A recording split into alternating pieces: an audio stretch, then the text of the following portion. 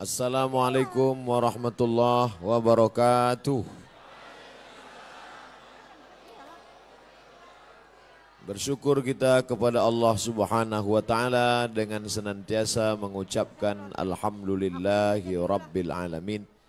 Berselawat kepada Rasulullah dengan ucapan Allahumma salli ala sayyidina Muhammad wa ala ali sayyidina Muhammad.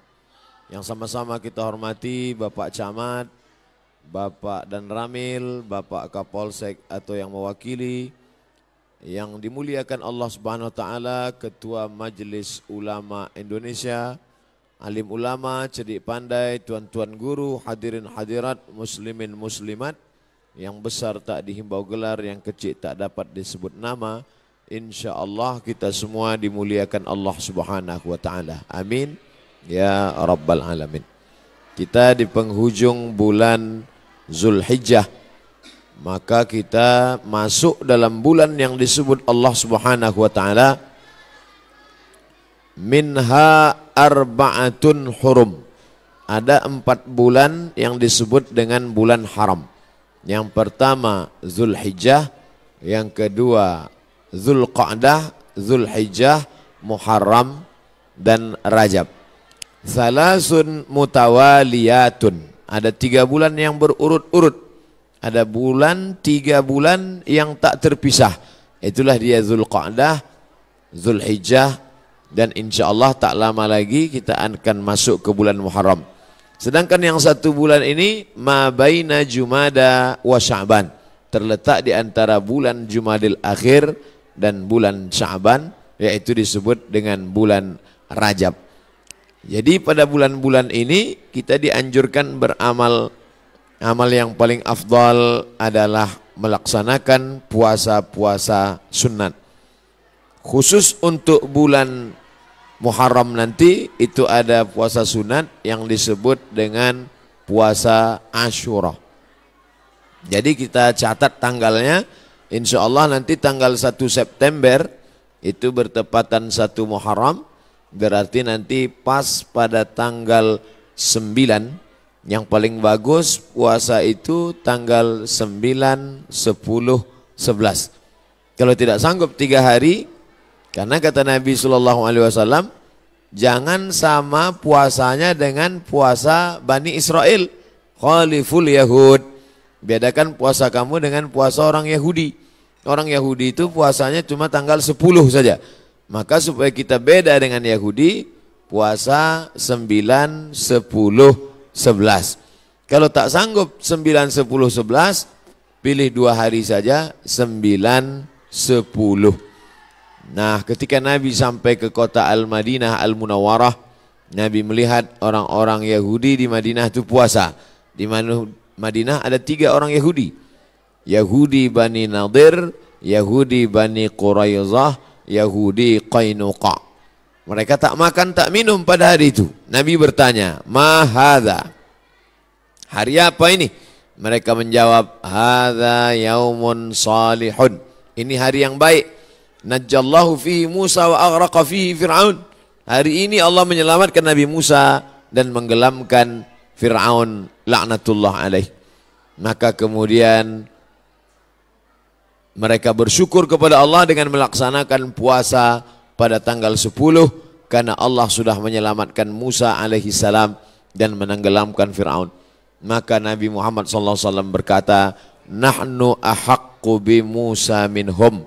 Kami lebih berhak terhadap Nabi Musa daripada mereka.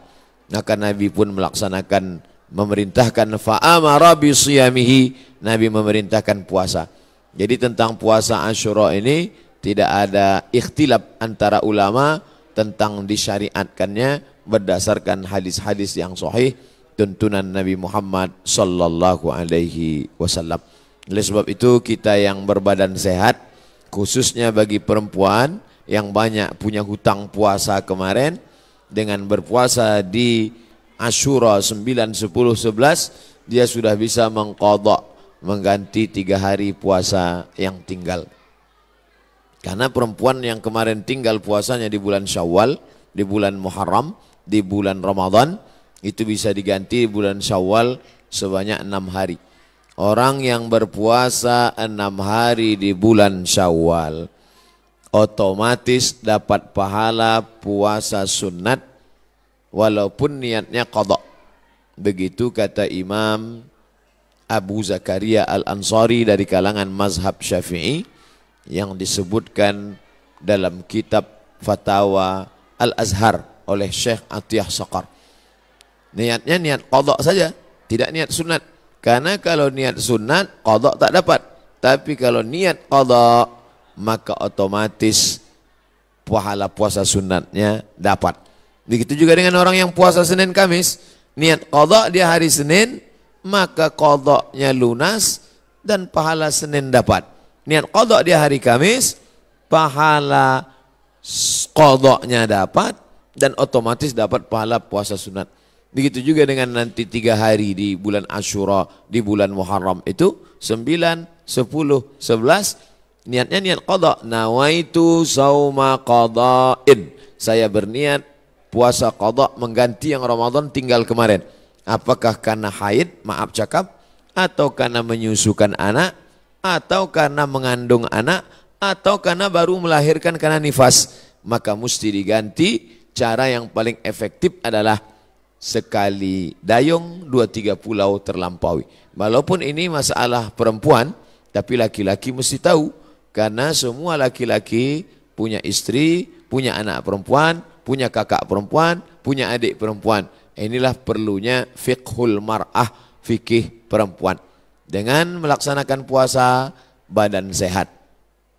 Karena ternyata makanan yang kita makan itu banyak bakteri racun di dalamnya. Kenapa padi kita bisa tumbuh tak ada dimakan wereng? Karena ternyata disemprot dengan pestisida. Kenapa buah apel yang kita makan itu tidak berulat? Karena ternyata ulat tak mau memakan apel karena ada pestisida. Bahkan ikan asin yang kita makan pun itu kena formalin. Makanya tak dikerubungi lalat. Lalat pun tak mau. Kita aja yang mau makan ikan asin tuh. Oleh sebab itu orang yang pandai ditengoknya mana ikan asin yang tak dikerubungi lalat tak dia beli. Walaupun nampaknya segar. Begitu juga dengan ikan.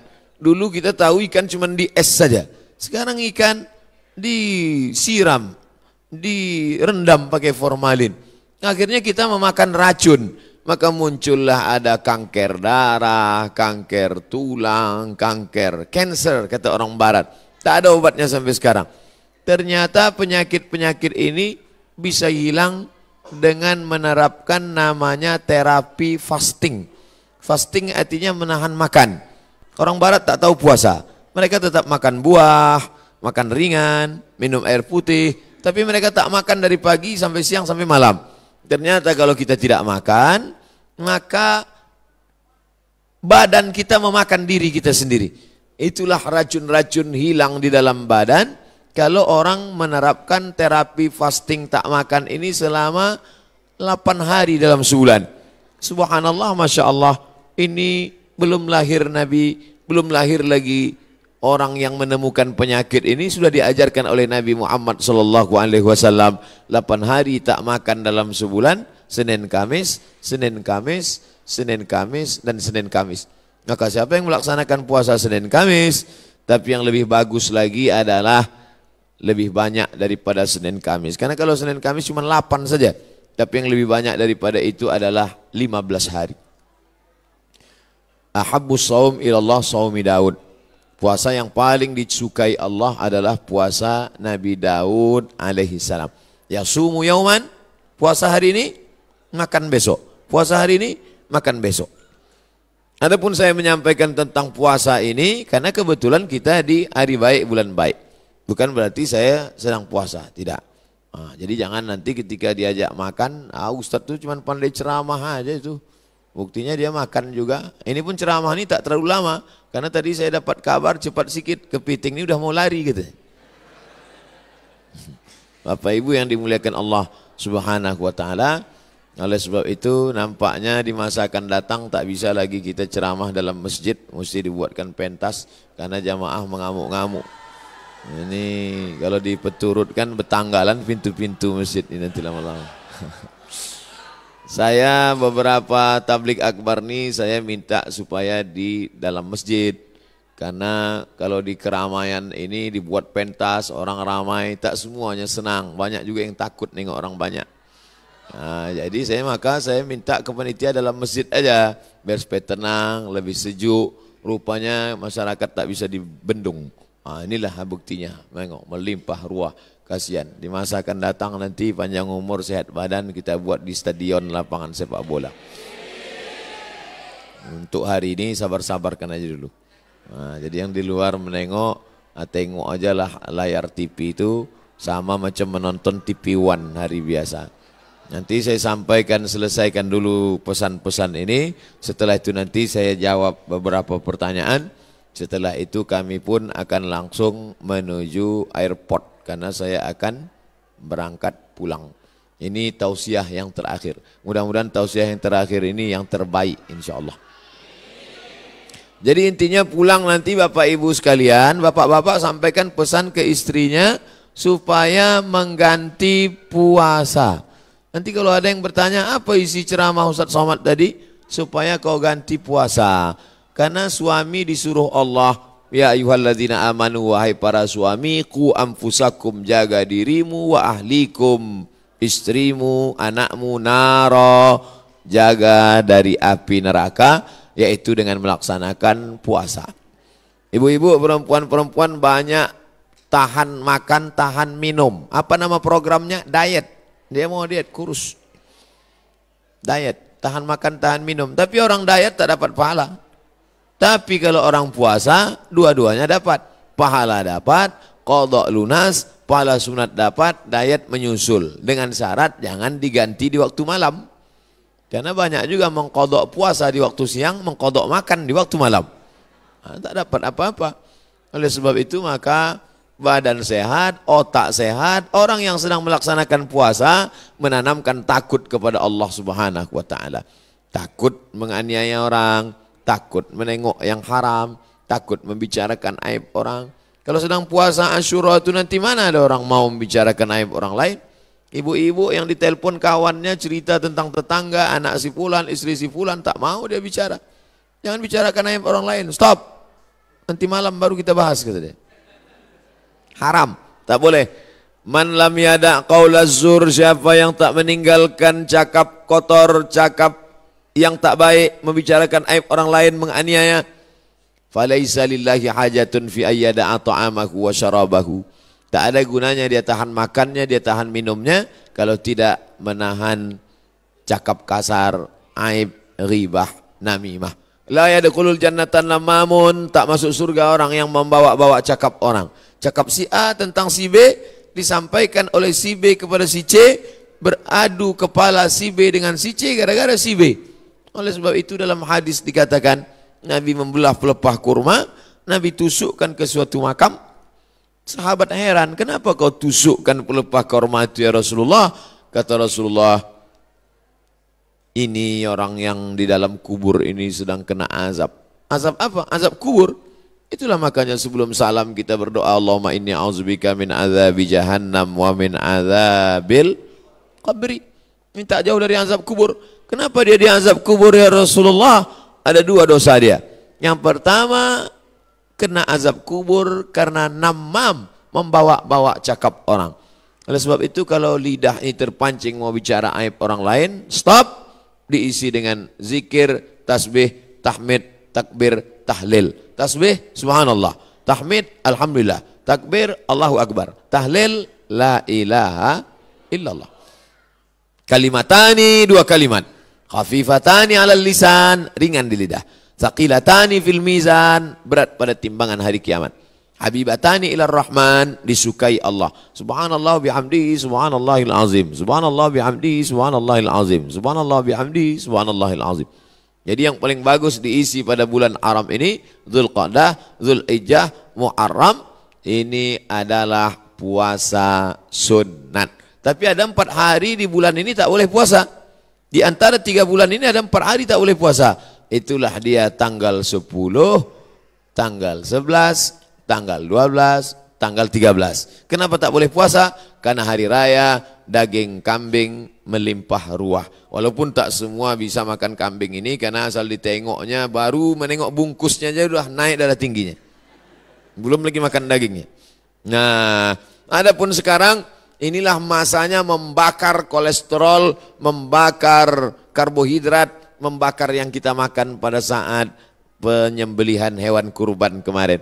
Adapun ibu-ibu, bapak-bapak yang masih banyak daging kurban di freezer itu, sedekahkanlah kepada anak yatim, fakir miskin. Ini udah hari raya yang keberapa ini di bulan Zulhijjah. Sudah mau habis bulan Zulhijjah, masuk bulan Muharram. Tapi kulkas masih banyak yang belum bisa ditutup. Masih menyipak kaki kambing itu lagi. Oleh sebab itu, maka ini menunjukkan kita ini ada sifat tamak. Ada sifat tak ingin rezeki kita itu dimakan orang lain. Padahal puncak keimanan adalah la yu'minu ahadukum, kamu tak beriman hatta yuhibba li akhihi, sampai kau sayang kepada saudaramu ma yuhibbu li nafsihi, sama macam sayang pada diri sendiri. Tak sampai hati kita, makanan itu hanya lewat di leher kita. Kalau enak rendang kambing, gulai, soto, capcay, sop itu di lidah kita, di leher kita, maka kita bagikan kepada yang lain. Makanya kata Nabi SAW, idza tabakhta fa aktsir ma'aha. Kalau kau masak, banyakkan kuahnya. Kita disuruh masak banyak kuah. Untuk apa? Bagi kepada tetangga. Jadi kalau daging tadi tinggal 2-3 potong, masaklah nanti sore, banyakkan kuahnya. Bagikan. Tapi jangan gara-gara ceramah nih, ibu tuh hasil bersedekah, kuah aja isinya. Apa maknanya? Sedangkan sikit saja dia bisa berbagi, apalagi banyak. Oleh sebab itu maka dalam Islam. Tapi masalah lapar ini tak bisa kita ceritakan. Lapar bukan teori. Tak bisa diceritakan lapar menurut bahasa, lapar menurut istilah, lapar menurut etimologi, lapar menurut terminologi. Lapar mesti dirasakan. Setelah kita rasakan lapar itu, maka muncullah rasa berbagi. Lapar Ramadan sudah lupa, udah agak lama. Ramadan, Syawal, Zulqa'dah, Zulhijjah, 5 bulan setelah itu datang kita disuruh mengingat lapar lagi. Itulah dia lapar 3 hari, tanggal 9, tanggal 10, tanggal 11. Ngaji jangan cuma pengajian aja. Pengajian nonton TV, pengajian di YouTube, pengajian sekarang live langsung, cukup. Jangan sekedar pengajian tapi langsung diamalkan. Pulang dari sini ambil spidol, tengok mana kalender, tanggal 9, tanggal 10, tanggal 11, garis di bawah puasa Asyura. Andai maaf cakap, pas tanggal 9, 10, 11 dia haid, maka dapat tetap pahalanya karena sudah ada niat. Innamal a'malu binniat. Ibu kenapa tak puasa? Oh, mohon maaf, saya sedang halangan. Tapi niat sudah sampai. Adapun laki-laki tak ada alasan. Kau kenapa tak puasa? Aku niat aja sudah sampai. Anda tetap laksanakan. Maka bapak membangunkan istrinya. Rahimallahu mar'an, Allah merahmati laki-laki yang membangunkan ahli bait keluarganya supaya mengingatkan dia puasa besok. Bu, omak si Pulan, besok puasa, ganti puasa qadha kau yang tinggal Ramadan kemarin. Begitulah beruntungnya kalau punya suami solehah, kalau punya suami soleh, istri solehah. Tapi kalau dapat laki Fir'aun, tak mau tahu dia. Sholat kau sembahyang, tidak sembahyang bukan urusanku, puasamu bukan urusanku. Padahal dalam Islam diajarkan kita ini mesti menjaga orang yang ada di sekitar kita, keluarga, tetangga, sahabat, kerabat. Wa anzir ashiratakal aqrabin. Berikanlah peringatan kepada keluarga-keluarga yang dekat. Ini penting sekali tentang masalah puasa ini. Semua penyakit berawal dari lambung. Semua penyakit berawal dari lambung. Oleh sebab itu maka kosongkan lambung, hilangkan bakteri. Coba tengok iklan di TV. Dari bakteri di dalam lambung itu muncul penyakit gula darah, muncul penyakit diabetes, muncul penyakit jantung koroner, muncul penyakit kanker, muncul penyakit makanan. Bagaimana supaya cara makanan tadi hilang? Ini diperbanyak puasa sunat. Bagi yang sudah puasa sunat, alhamdulillah. Bagi yang mencoba, mudah-mudahan disampaikan Allah Subhanahu wa taala niatnya sampai akhir. Jangan takut nanti puasa sunat badan lemas, puasa sunat kecuali dia pekerja berat. Pekerja berat tidak dianjurkan puasa sunat karena dia mencari nafkah. Bapak-bapak dari tentara, kepolisian, dia berat tugas. Polisi lalu lintas. Kalau dia puasa tak sanggup. Jangan untuk menangkap, mengembus semprit itu tak sanggup. Sedangkan ini tugas negara. Tugas ini wajib. Sedangkan ini sunat. Jangan didahulukan yang sunat, meninggalkan yang wajib. Pegawai kantor camat disuruh duduk, pelayan masyarakat dari pagi sampai sore duduk. Tidur pula di musola. Orang mau ngurus KTP, akte kelahiran, perpanjangan segala macam, mana pegawainya? Tidur di musola. Kenapa? Puasa sunat, makan haram. Karena dia digaji oleh negara, APBN, APBD untuk melayani masyarakat. Bekerja itu wajib, sedangkan puasa ini sunat. Ini kalau ada orang model begini, ini orangnya alim tapi jahil. Alim kok jahil, semangat beribadahnya kuat, tapi tidak punya ilmu pengetahuan.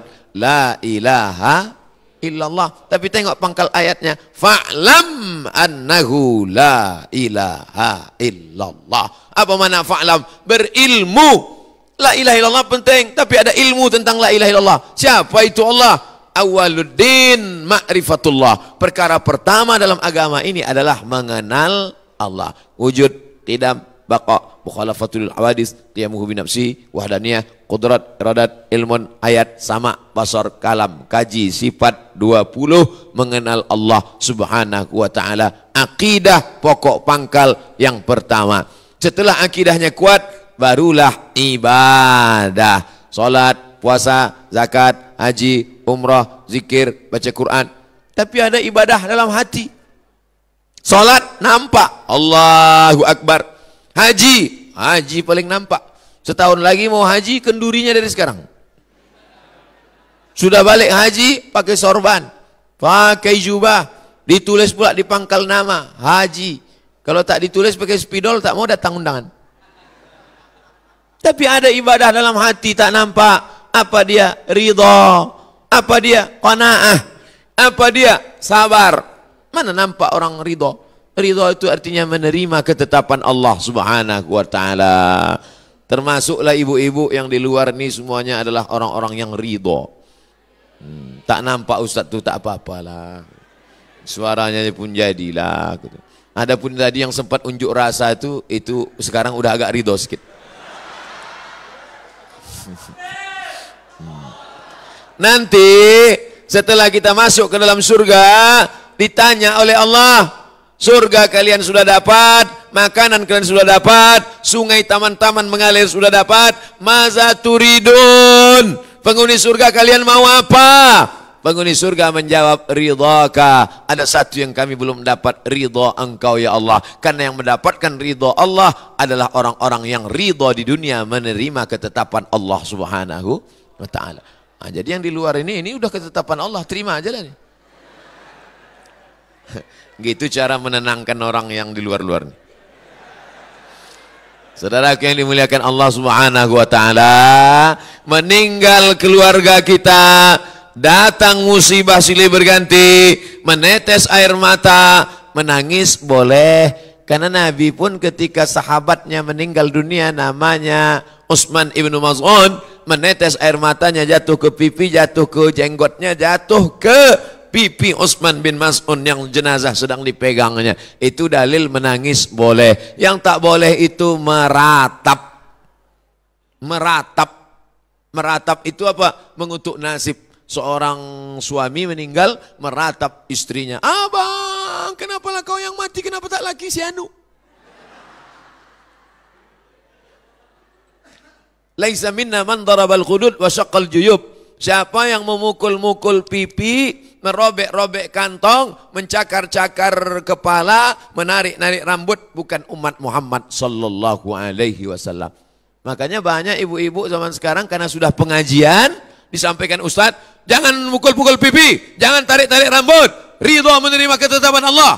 Pas meninggal suaminya, diam aja dia. Meninggal suaminya, diam aja. Ibu tak menangis suaminya meninggal? Enggak Pak Ustadz. Kenapa? Udah lama aku tunggu katanya.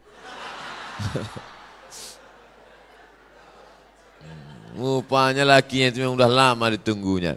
Gara-gara apa? Sakau tiap malam. Mabuk aja kerjanya. Nah, berdoa dia, ya Allah, berilah suamiku ini hidayah ya Allah. Tapi kalau tak juga dapat, cepatlah mampuskan dia. Nah, mati dia langsung. Makanya jadi laki-laki itu mesti baik, sopan. Tapi kadang laki-laki yang sopan, yang baik ini cepat pula matinya. Ada pun yang sakau tadi, tak mati-mati. Jadi sebenarnya mereka tak mati-mati itu kenapa? Ujian bagi ibu supaya ibu tetap istiqamah, supaya ibu tetap mengajak dia. Kemarin ada yang ngirim video ke HP saya tengok seorang laki-laki preman tengik, rambutnya panjang, kerjanya mengamuk, semua orang takut sama dia. Tapi akhirnya dia dapat hidayah bukan dari ustadz. Dapat hidayah dari siapa? Istrinya mengasih duit hasil kerja dia. Bang, anak kita sudah gadis mau sekolah, tetangga kita takut bersilaturahim ke rumah ini gara-gara kau preman, kapan lagi kau mau tobat? Akhirnya menangis tersentuh hatinya. Ayah Allahu bika rajulan wahidan, satu orang dapat hidayah karena engkau, khairum min humurin na'am, lebih baik daripada kau memiliki seekor unta yang merah. Ternyata yang lebih dulu masuk surga bukan ustadz, tapi seorang perempuan yang solihah yang dapat membimbing suaminya masuk ke dalam surga Allah Subhanahu wa taala. Yang mengaminkan tuh lakinya sakau.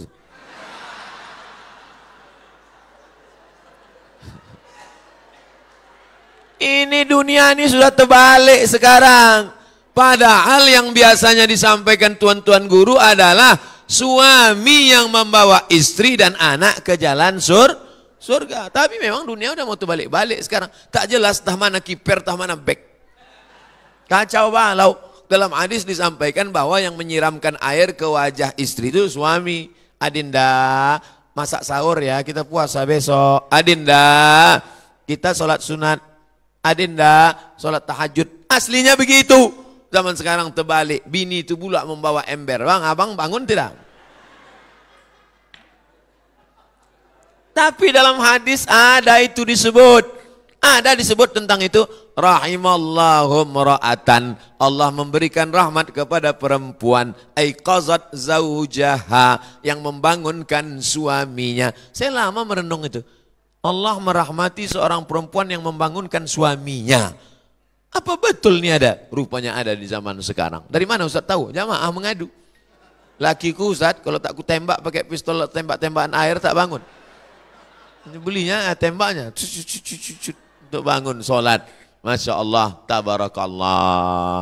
Ada perempuan baik, solihah, tapi lakinya tak baik. Disebutkan dalam Quran. Siapa itu? Asiyah. Doa Aisyah tak ada dalam Quran. Doa Khadijah tak ada dalam Quran. Doa Fatimah tak ada dalam Quran. Tapi doa Asiyah, istri Fir'aun ada. Rabbi bnili indaka baitan fil jannah. Ya Allah, bangunkan untukku satu rumah dalam surga. Wa najjini min fir'auna wa amalihi. Selamatkan aku dari Fir'aun dan perbuatannya. Wa najjini minal qaumiz zalimin. Selamatkan aku dari orang yang zalim. Ibu, kalau bapak tu tak sembahyang, kalau bapak tu mabuk, kalau bapak tu minum kamput, ibu baca itu sering-sering, insya Allah 2 gendangnya. Kalau tak tobat, tenggelam dia di Laut Merah. Kenapa tiba-tiba Ustadz ceramahnya isinya tentang istri yang baik, suami yang tak baik? Tak tahu, itu aja terpikir dalam kepala saya. Mungkin karena menengok sebelah kanan banyak ibu-ibu, sampai ke ujung jalan. Di depan pula ibu-ibu, di kiri ini bapak-bapak. Masya Allah, tabarakallah. Kalau pergi ke Jabal Rahmah, jangan lupa membawa gula. Sudah lama saya ceramah, baru inilah masuk dari jendela.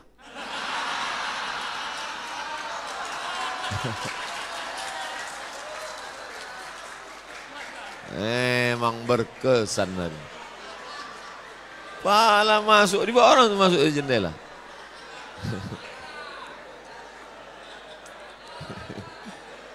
Pintu berkunci. Masya Allah, tabarakallah. Artinya memang Bapak Ibu yang dimuliakan Allah Subhanahu wa taala, mudah-mudahan pertemuan kita ini pertemuan yang mendatangkan rahmat Allah Subhanahu wa taala. Karena dari mulai salam yang kita minta itu rahmat.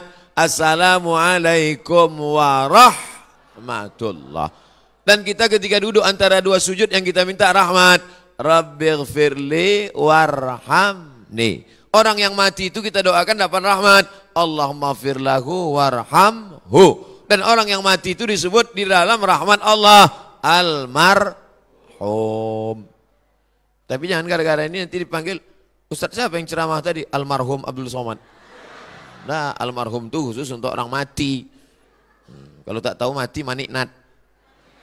Saudaraku yang dimuliakan Allah Subhanahu wa taala, maka kita cara mengambil rahmat. Rahmat itu tergantung macam buah yang sudah masak. Tapi kalau tak dijolok dia tak jatuh. Bagaimana cara menurunkan rahmat Allah? Sering-sering ikut pengajian. Mana dalilnya? Majtama'a qaumun fi baitin min buyutillah. Sekelompok orang berkumpul di rumah Allah. Yatsluna kitab Allah. Yang dibacakannya ayat-ayat Allah, kitab suci Al-Quran. Setelah itu wa yatadarasunahu fima bainahum, mengaji. Kita mengaji tak lama, 60 menit. Dari mulai tadi jam 11, berakhir nanti jam 12. Habis itu saya jawab pertanyaan-pertanyaan ini sudah ada. Nazalat alaihimus sakinah, turun ketenangan ke dalam hati mereka. Wasyiat bihimur rahmah, mereka diliputi oleh rahmat Allah. Hafat bihimul malaikah, mereka dikelilingi oleh para malaikat. Dan yang paling dibanggakan nomor 4, wa dzakarahumullahu fiman indah, dibanggakan Allah Ta'ala kepada para malaikat. Mudah-mudahan majlis Masjid Al-Muhajirin ini termasuk yang dibanggakan Allah kepada para malaikat. Naik malaikat nanti waktu asar. Malaikat yang menjaga dari subuh tadi, naiknya waktu asar. Ditanya sama Allah. Allah bertanya bukan karena Allah tak tahu, Allah Maha tahu. Allah cuma mau kasih tahu. Hai malaikat, ya, apa kerja jamaah di Medan Marelan tadi menjelang zuhur? Mereka berkumpul di Masjid Al-Muhajirin, ya Allah. Ramai mereka, tak terhitung tak berapa tenda mereka sewa. Sampai habis duit untuk pembangunan masjid, untuk menyewa tenda. Apa kerja mereka?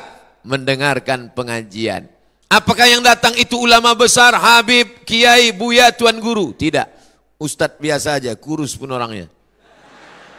Tapi mereka datang karena ingin mendengarkan ayat-ayat-Mu ya Allah, mendengarkan hadis-hadis Rasulullah Nabi yang Kau utus di akhir zaman, dan mereka itu datang tak lain tujuannya karena la ilaha illallah Muhammad Rasulullah. Mereka datang bukan mau bersalaman, karena tak mungkin, tak masuk akal sebanyak ini salaman. Mereka datang bukan mau selfie, macam mana mau selfie sebanyak ini? Mereka datang melangkah dari rumah, bismillahi tawakkaltu ala Allah, la haula wa la quwata illa billah. Malaikat, dulu waktu mau aku ciptakan mereka, kalian komplain tak setuju. Apa kata kalian?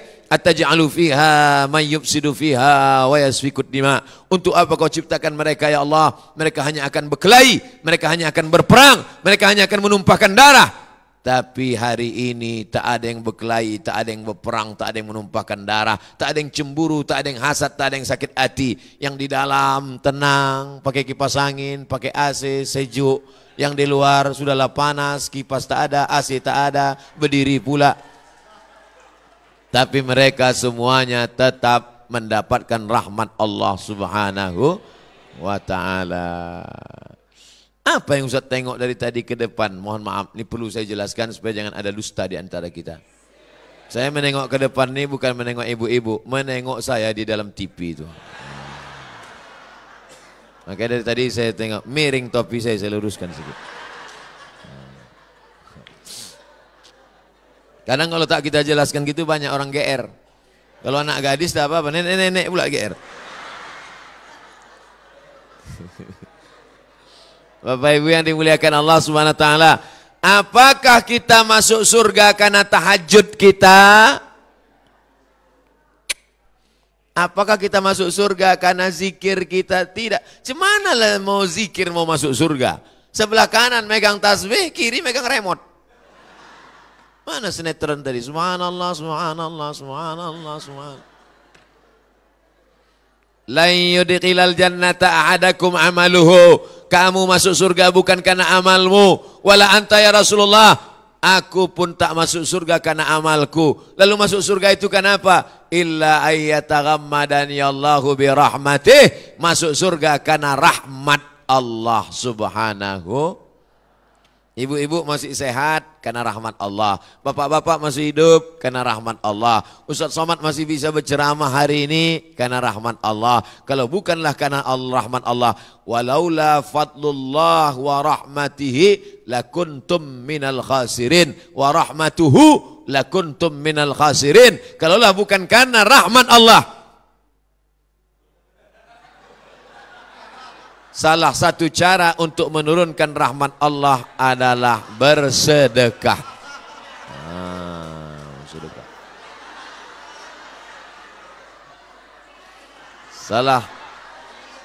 Salah satu cara menurunkan rahmat Allah adalah dengan cara bersedekah.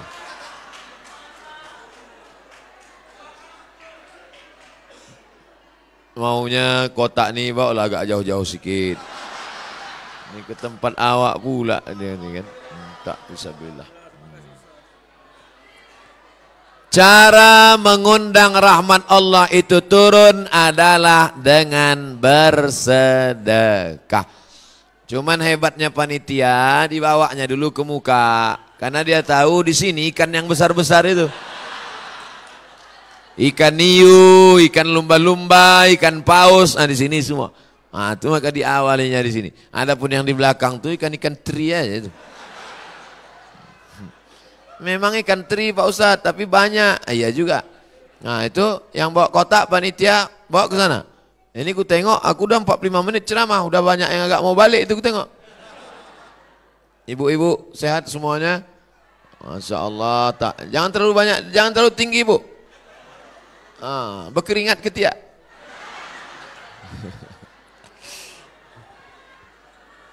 Masya Allah, tabarakallah. Mohon maaf Pak Camat, Pak Ketua MUI. Kita sapa ibu-ibu ini biar keluar duit orang nih. Kotak sedekah, Pak. Kotak udah banyak. Masya Allah. Salatullah, salamullah, ala Taha Rasulillah. Salatullah, salamullah, ala Yasin Habibillah. Tawassalna bismillah wa bil hadi Rasulillah wa kulli mujahidin lillah bi alil badri ya Allah. Perempuan yang menjaga auratnya masuk surga, dilindungi Allah Subhanahu wa taala. Mudah-mudahan semua ibu-ibu istiqomah menjaga menutup aurat, tutup kepala, tutup rambut. Jangan cuman mau ke masjid aja, balik ke rumah pakai rok pendek lutut bekudis. Anak-anak gadis ibu, tengok anak kecil jilbabnya panjang tuh, anak kecil jilbab panjang. Dari kecil tuh lonjak-lonjak, sudah besar terbawa-bawa, sudah tua terubah. Tidak, makanya anak kecil tengok jilbabnya panjang, anak kecil jilbabnya panjang, anak kecil tak berbaju. Kepanasan. Mudah-mudahan anak ustaz jadi anak solehah. Tengok Allah, masya Allah, tabarakallah. Ini anak laki-laki. Anak laki-laki harus gagah dan perkasa. Anak laki-laki yang dibawa ke pengajian, dibiasakan bawa ke masjid. Inilah yang nanti akan istiqomah menjadi pemimpin negeri ini insyaallah. Man ala salasa banatin, siapa yang membesarkan 3 anak perempuan. Man ala salasa banatin, siapa yang merawat 3 anak perempuan. Fa'addabahunna, dididiknya dengan baik. Wa zawwajahunna, dinikahkannya dengan suami yang baik-baik. Wa ahsana ilaihinna, dijaganya buat baik sampai mati. Falahul jannah, maka surgalah baginya. Hadis riwayat Abu Daud. Siapa ibu yang anaknya 3 perempuan? Angkat tangan. Alhamdulillah, ini ibu-ibu masuk surga semuanya. Tapi jaga anak perempuannya, jangan sampai pacaran, jangan sampai berzina, jangan sampai membuka aurat. Masukkan mereka ke pondok pesantren, didik mereka ke sekolah agama. Mendidik anak perempuan sekarang lebih besar, lebih sulit, lebih payah. Pak Ustadz Somad, Kurasakan rasanya lebih enak menjaga sekandang kerbau daripada menjaga anak perempuan. Saking susahnya menjaga anak perempuan. Mudah-mudahan kita semua dalam kebaikan-kebaikan insyaallah. Amin ya rabbal alamin. Udah ini streaming semua. Insyaallah ibu-ibu ini masuk surga sama HP-nya sekalian. Yang di bawah-bawah pokok kayu hati-hati mati pokok mangga. Injak akar. Kita masuk balik ke dalam.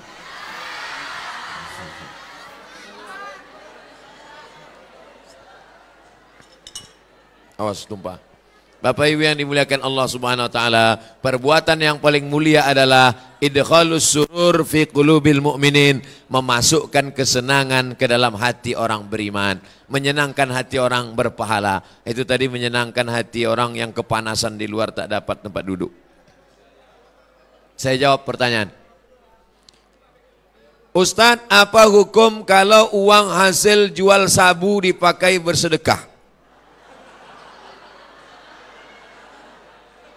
Ini namanya sabu syariah. Ada sabu konvensional. Apakah bisa mencuci kain pakai air najis? Kau sedang apa? Mencuci. Mencuci, membersihkan, tapi pakai air kencing, maaf cakap, bisa? Begitulah orang bersedekah dengan duit korupsi, bersedekah dengan duit haram.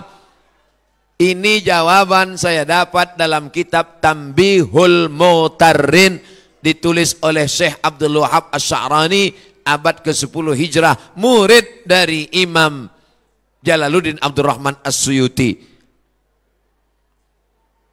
Innallaha thayyibun, Allah maha suci, la yaqbalu illa thayyiban, Allah tak menerima kecuali yang suci-suci saja. Bagaimana dengan kami yang menerima sedekah duit sabu tadi Pak Ustadz? Sudah jelas dia pengedar, maka sudah jelas dia penjual sabu, sudah jelas dia penjahat, bukan diterima sedekahnya, laporkan dia ke BNN, Badan Narkotika Nasional. Setuju? Tapi kalau kami lapor tak dapat lagi kami sedekahnya Pak Ustadz. Perbuatan baik dia itu 0,1%. Tapi dia merusak generasi bangsa. Orang kena sabu-sabu sakau. Orang kena sabu-sabu kecanduan. Orang kena sabu-sabu gila. Orang kena sabu-sabu mati. Menjerit. Makanya pengedar sabu-sabu ini hukuman bagi dia yang layak adalah ditembak mati. Setuju? Di mana-mana ditembak mati. Di tempat kita pun ditembak mati. Begitulah semestinya. Karena perbuatan ini merusak bukan hanya manusia, alam semesta pun dirusaknya. Saya mau nanya Pak Ustadz, saya kan dagang. Kalau saya mengangsurkan emas, saya beli emas 1 juta, saya angsurkan jadi 1,5 juta, dibayar angsur 10 bulan. Riba. Riba. Nanti bangkit dari kubur akhirat. Alladzina ya'kuluna riba, orang yang makan riba, la yaqumuna illa kama yaqumul ladzi yatakhabbatu syaitanu minal mas. Bangkit dari kubur macam orang bangkit dari kerasukan setan. Duit riba dikasihkan ke anak. Anak yang makan haram rusak otaknya, payah membaca, payah menghafal Quran. Duit riba dimakan. Ayyumalah min nabata min aramin, setiap badan yang tumbuh dari yang haram. Sepiring duit riba dibelikan nasi, berubah menjadi setetes darah masuk ke jantung, dari jantung naik ke otak, dari otak turun ke mata, mata dosa, telinga dosa, napas dosa, jantung dosa, otak dosa. Jangan heran cakap sama dia 5 menit aja yang baik, berikutnya dosa-dosa karena otaknya riba, haram. Jangan riba. Kalau mau beli emas, cash. Kalau panci kredit, boleh. Apa beda panci sama emas? Karena emas itu adalah uang. Uang dengan uang tak boleh. Uang dengan uang tak boleh, Pak Ustaz? Tak boleh. Kenapa waktu di Makkah boleh membeli rupiah pakai ringgit? Cash. Beli cash boleh.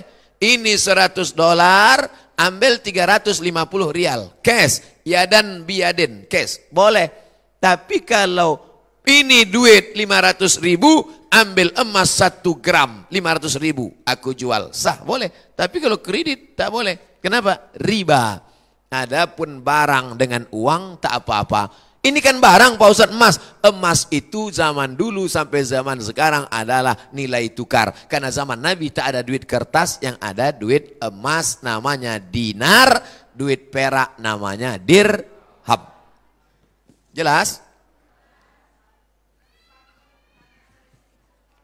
Minta kertas ibu-ibu.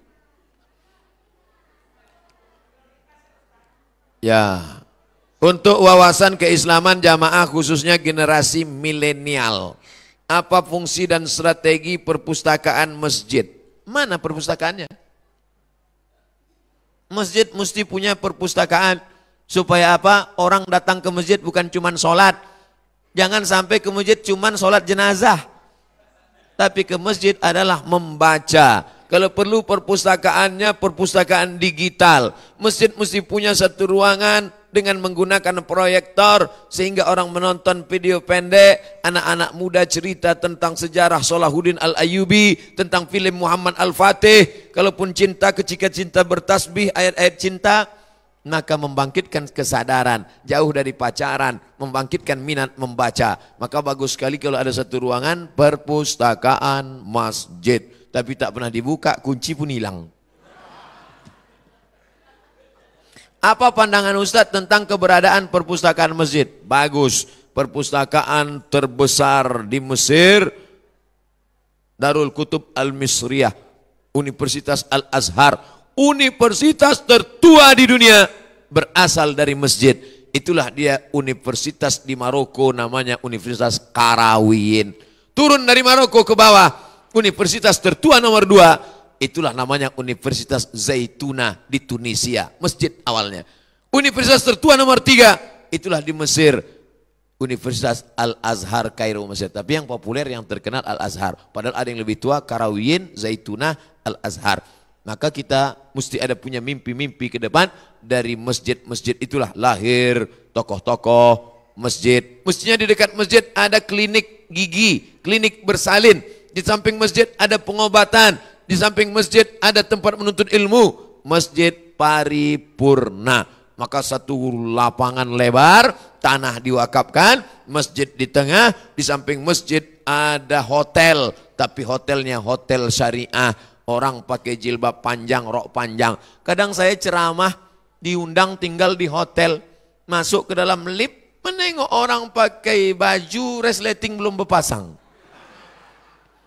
Nah, ditengok berdosa, tak ditengok mata ada. Pak Ustaz tengok sikit-sikit. Kita mau mencet, ini tak mungkin kita tak menengok jalan. Oleh sebab itu maka kalaulah Ustadz diundang tinggal di hotel, hotelnya di samping masjid, pengajiannya di masjid, orang akad nikah di masjid, orang periksa gigi di masjid, mau sakit giginya. Allahu Akbar, Allahu Akbar. Agak hilang sedikit Pak Ustadz. Kenapa? Karena datang jin setan mengganggu. Alladzi yuwaswisu fi sudurin nas minal jinnati Benas. Di mana mengalirnya setan? Ayajri syaitanu yajri majrad dam. Setan mengalir dalam aliran darah. Oleh sebab itu kita perlu berpikir ke depan, mewakafkan tanah yang luas lebar, ada masjid di tengah, ada sekolahnya, ada rumah sakitnya, ada perpustakaannya, ada ruang convention hallnya, maka jadilah masjid paripurna seperti yang kita lihat pada Masjid Nabawi, Masjidil Haram, masjid-masjid besar Al-Azhar Mesir, masjid yang ada di Turki dan tempat-tempat besar lainnya. Zaman sekarang Islam itu satu, tak terbelah. Zaman Rasulullah SAW. Tapi sekarang ada Sunni, ada Syiah, ada Ahmadiyah. Ahmadiyah bukan Islam. Ahmadiyah bukan Islam. Karena Ahmadiyah nabinya adalah Mirza Ghulam Ahmad. Sedangkan kita la ilaha illallah Muhammadur Rasulullah. Ahmadiyah bukan Islam. Makanya Ahmadiyah diusir dari Pakistan. Tak ada, diusir dari Pakistan. Negara Pakistan mengusir Ahmadiyah. Out. Akhirnya Ahmadiyah diterima di Inggris. Pusat Ahmadiyah sekarang di Inggris. Syiah, apa beda kita dengan Syiah? 5. Yang pertama, kita mengakui bahwa setelah Nabi Muhammad SAW sahabat bermusyawarah, maka pengganti kekuasaan adalah Abu Bakar Siddiq. Sedangkan mereka mengatakan setelah Nabi Muhammad SAW meninggal, mesti Sayyidina Ali. Habis Sayyidina Ali turun ke anaknya Sayyidina Al-Hasan. Habis Sayyidina Al-Hasan turun ke adiknya Sayyidina Al-Husain. Habis Sayyidina Al-Husain turun ke anaknya Sayyidina Zainal Abidin. Habis Zainal Abidin turun kepada anaknya Muhammad Al-Baqir. Habis Muhammad Al-Baqir turun kepada anaknya Ja'far Shadiq. Sampai imam yang ke-12. Siapa yang tak percaya kepada imam 12, kafir, halal darahnya. Bapak Ibu percaya pada imam 12? Bingung. Serba salah, mau dijawab percaya, berarti Syiah, tak percaya, halal darah. 2, kita mengatakan Abu Bakar Siddiq radhiyallahu an, Umar radhiyallahu an, Utsman radhiyallahu an. Syiah mengatakan Abu Bakar laknatullah alaih, Umar laknatullah alaih. Mereka mengatakan Abu Bakar Allah melaknatnya, Umar Allah melaknatnya, karena menurut mereka Abu Bakar dan Umar merampas kekuasaan. Padahal makam Umar dan makam Abu Bakar di samping makam Nabi Muhammad sallallahu alaihi wasallam. Makanya mereka bingung kalau ziarah ke makam Rasulullah. Assalamualaikum ya Rasulullah. Abu Bakar dan Umar tak ikut. 3, kita meyakini Quran yang ada di tangan kita sekarang adalah Quran yang diturunkan kepada Nabi Muhammad SAW. Inna nahnu nazzalna dzikra wa inna lahu lahafizun. Tapi mereka menuduh mengatakan Quran yang ada sekarang adalah revisi yang dibuat oleh Sayyidina Utsman. Maka disebut dengan Mushaf Utsmani. Yang sebetulnya ada Quran yang 3 kali lipat daripada itu yang disebut dengan Mushaf Fatimah. Begitu disebutkan dalam kitab Al-Kulaini berjudul Al-Kafi. Yang keempat, kita meyakini bahwa nikah kontrak itu haram. Sedangkan mereka al-mut'atu dinuna, nikah mut'ah, nikah kontrak adalah bagian dari ajaran agama. Siapa yang tak mau nikah kontrak maka laisa minna, bukan golongan Syiah. Mereka nikah mut'ah. Nikah mut'ah itu nikah temporer. Aku nikahi engkau dengan mahar 50.000 sampai jam 5 sore nanti tunai. Dalam Islam tak bisa. Hati-hati kalau ada anak kampung kita pergi kuliah ke Iran. Nanti dia nikah mut'ah. Na'udzubillah. Baca tentang pengalaman dokter di Bandung. Dokter penyakit kelamin di Bandung heran menengok perempuan pakai cadar tapi penyakit kelamin. Kenapa? Gonta-ganti flash disk kena virus. Baca, cari di internet. Ada bukunya itu. Pengakuan dokter penyakit kelamin tentang jamaah Syiah yang gonta-ganti pasangan. Yang kelima, mereka meyakini namanya taqiyah. Taqiyah. Apa itu taqiyah? Bunglon. Kalau dia nempel ke pokok warna hijau, dia hijau. Kalau menempel buah warna merah, dia merah. Kebetulan di sini banyak ahlus sunnah, maka dia mengaku, aku ahlus sunnah. Tapi kalau banyak Syiah, aku Syiah. Kebetulan setengah sunnah, setengah ahlus sunnah. Kau sunni apa sih? Susi. Sunnah sih. Maka dengan dilaporkannya saya sekarang ke Mabes karena kasus ini, banyaklah Syiah yang sakit hati sama saya, sekarang sedang melampiaskan balas dendamnya. Mampus kau somannya. Tengok di internet. Karena selama ini saya yang membongkar ini. Yang lain Ustadz cari selamat. Paling enak kan ceramah tentang sabar. Sabar. Ibu-ibu sabar ya. Laki ibu dilarikan pelakor, sabar. Sedangkan kita adalah ahlus sunnah wal jamaah. Karena kita mengikut sunnah-sunnah Rasulullah sallallahu alaihi wasallam. Sunni juga terurai berbagai paham seperti Ikhwanul Muslimin di Mesir. Ikhwanul Muslimin didirikan oleh Hasan al-Banna. Karena kekuasaan Islam di Turki sudah tumbang 1924. Khalifah dibubarkan oleh seorang laki-laki bernama Mustafa Kemal Ataturk. Maka Ikhwan Muslimin ingin memperjuangkan Islam lewat politik. Memperjuangkan Islam lewat politik. Bisa kita perjuangkan Islam lewat politik di Indonesia? Bisa apa tak bisa? Bisa. Dengan mengangkat wakil-wakil rakyat, anggota DPRD kota, DPRD provinsi, DPR RI, orang yang peduli pada Islam, maka dikeluarkanlah undang-undang larangan berjualan miras di tempat umum. Bisa apa tak bisa? Bisa. Bukan dengan merubah konstitusi negara. Kita cinta NKRI, Negara Kesatuan Republik Indonesia, Pancasila, Undang-Undang Dasar 45, Negara Kesatuan tapi nilai-nilai Islam diperjuangkan melalui undang-undang. Kalau di daerah namanya perda. Kalau perda DPR tak mau karena undang-undangnya tak basah, perbub. Perbub tak mau, pergub, perwako. Itu yang diperjuangkan. Kita bukan inkonstitusional. Bukan inkonstitusional. Tapi kita adalah konstitusional, mengikuti Undang-Undang Dasar 45 dan mengikuti Pancasila, cinta kepada negara kesatuan Republik Indonesia. Darul Arqam di Malaysia. Darul Arqam di Malaysia dipimpin oleh Asy'ari Muhammad. Bisnis dia awalnya. Yang sebelumnya mie beli kepada non-muslim, kecap saus beli kepada non-muslim, lalu kemudian dia membuat bisnis yang luar biasa. Jadi Darul Arqam ini lebih kepada bisnis. Lalu kemudian dicari-cari kesesatannya, lalu dikatakan mengaku Imam Mahdi dan lain sebagainya. Maka dibuatlah buku-buku. Tapi sebenarnya sampai sekarang Darul Arqam masih eksis. Cuma namanya berubah. Namanya Global, lupa tak global apa. Pokoknya adalah toko-toko Arqam. Wahabi Pak Ustadz, pengikut Muhammad bin Abdul Wahab. Salafi Pak Ustadz, casingnya Salafi, bajunya Salafi, isinya Wahabi. Karena kalau sudah disebut Wahabi negatif, maka dia tak mau lagi pakai baju Wahabi, tapi disebut dengan Salafi. Salaf itu apa artinya? Salaf ikut 3 abad pertama. Abad 1, abad 2, abad 3. Apakah kita ini salaf? Tidak. Kita sekarang abad 15, mana pula salaf? Tapi kita pengikut salaf. Yang kita ikut Imam Syafi'i. Imam Syafi'i meninggalnya kapan? Tahun 204. Masuk apa tak masuk? Masuk. Kita ini ikut salaf, tapi kita bukan salaf. Ustadz Salafi itu jahat. Enggak, saya banyak kawan saya Ustadz Salafi. Ada orang Sumatera Utara, orang Langkat, Ustadz Mahir Tuailibi, itu Salafi. Ada Ustadz Abdullah Hadrami di Malang, itu Salafi. Jadi Salafi ini banyak juga cabang-cabangnya. Ada Salafi nyalah-nyalahkan kita. Kalau jumpa sama kita yang ditengoknya 2. Tengok kaki celana, tengok janggut. Asal tak berjenggot, tak kaki celana, masuk neraka. Saya 2 kali dimasukkannya ke neraka. Tapi ada pula dia Salafi, tapi tak salah-salahkannya orang. Jenggot kau uruslah jenggot kau, aku tak jenggot. Lakum di jenggot, walana jenggot.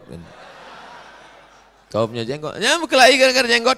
Bapak-bapak yang udah berjenggot, bagus. Yang belum berjenggot, beli kemiri, gosok-gosok kan. Yang berkelahi gara-gara jenggot. Kalau yang tak berjenggot dengan berjenggot berkelahi, saling menyalahkan, saling mengkafirkan, saling mengharamkan, yang ketawa siapa? Yang tak sembahyang. Yang sudah berjenggot bagus, yang belum berjenggot bagus, yang penting dia melaksanakan yang wajib-wajib. Jangan mewajibkan yang tak wajib, jangan mengharamkan yang tak haram. Di Indonesia ada Al-Wasliyah. Al-Wasliyah, baliklah ulama dari Makkah, alumni Masjidil Haram, namanya Syekh Hasan Maksum. Syekh Hasan Maksum punya murid. Di antara muridnya adalah, itulah dia ulama besar ahli debat Islam Kristen, namanya Muhammad Arsyad Thalib Lubis. Lalu kemudian Muhammad Arsyad Thalib Lubis dengan Ismail Banda, dengan Abdurrahman Syihab, dengan ulama-ulama di Medan yang awalnya namanya Maktab Tapanuli. Lalu kemudian minta nama kepada Syekh Mahmud Yunus, dikasihlah nama karena sudah banyak betul rusak persatuan.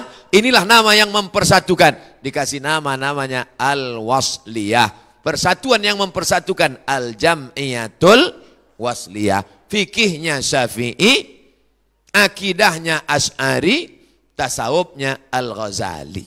Itu Al-Wasliyah. Muhammadiyah apa Ustaz? Muhammadiyah dari Makkah juga. Namanya Kiai Haji Ahmad Dahlan dari Makkah. Balik ke Sleman di Yogyakarta. Lalu dia memerangi TBC, tahayul, bid'ah, khurafat. Karena banyaknya tahayul dan bid'ah, khurafat. Apa beda Al-Wasliyah dengan Muhammadiyah? Beda tipis saja. Muhammadiyah, Al-Wasliyah. Al-Wasliyah sholat subuh tak pakai usolli. Muhammadiyah pakai, Al-Wasliyah pakai usolli. Usolli fardhu subhi rak'ataini adaan ma'muman. Muhammadiyah enggak, niatnya dalam hati. Allahu Akbar. Apa sah Pak Ustaz? Yang tak melafazkan sah, yang melafazkan sah. Yang berkelahi antara Muhammadiyah sama Al-Wasliyah. Dulu berkelahi antara Muhammadiyah sama NU sama Al-Wasliyah. masalah kunut subuh. Alhamdulillah sekarang tak berkelahi karena sama-sama tak sembahyang subuh.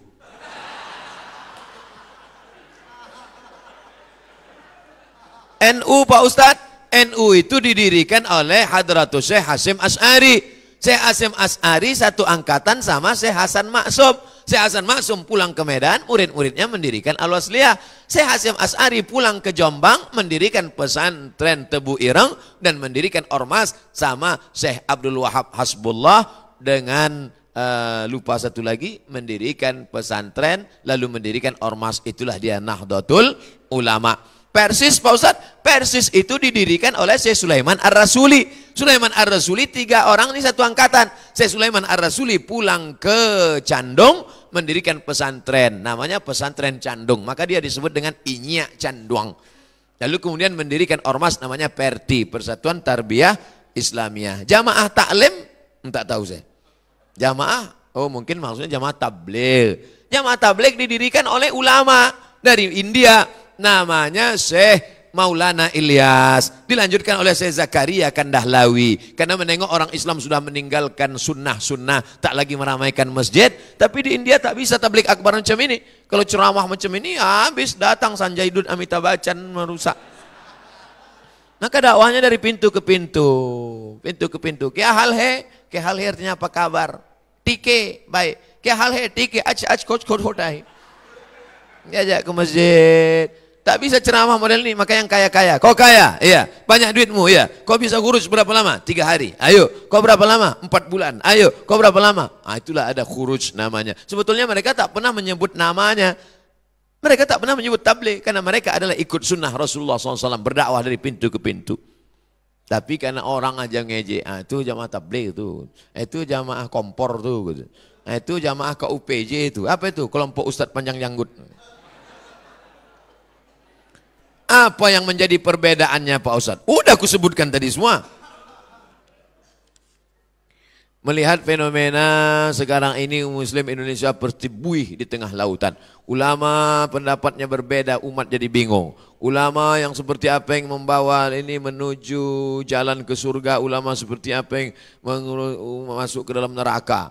Karena udah susah memilih ulama, tak mabuk kekuasaan. Cuma takut pula saya membacanya. Yang lain kita doakan saja kita tetap istiqomah dalam kebaikan insyaallah. Amin ya rabbal alamin. Ala hazihin niyah wa kulli niyatin salihah. Al-Fatihah. A'udzubillahi minasy